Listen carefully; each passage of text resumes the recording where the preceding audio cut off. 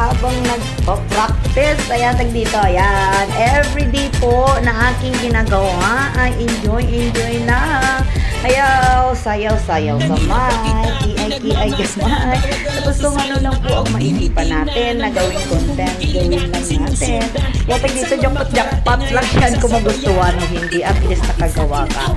Enjoy lang talaga tayo sa ating ginagawa araw-araw. Ayan, huwag tayo magmamadali. Ayan, kung nagmamadali tayo, sa tag dito, ayan, baka tayo ay madapa.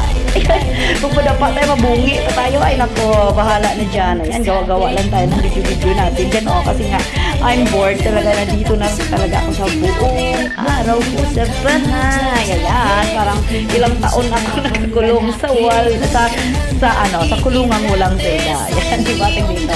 Ganon lang ang ginagawa ko everyday. Gawa ng content, kung anong maisipan. Ayan, anong pilingon si kananay. Yung pilingon si kananay, hulog-hulog ang mga baton. Ganyan lang kasimple. Dito, huwag na tayo nang maghangad ng malaking income. Bahala dyan konti, basta mayroon. Di ba, pag pagbili lang natin, okay na yan. Ano mo pa hinihiling mo? Alangan naman pa pinapilihin mo pa dyan sa partner mo or sa asawa mo. Yan, basta mga palangga, enjoy na everyday. Abon, ma-stress. Ayan, bawal ma-stress. Dapat always na.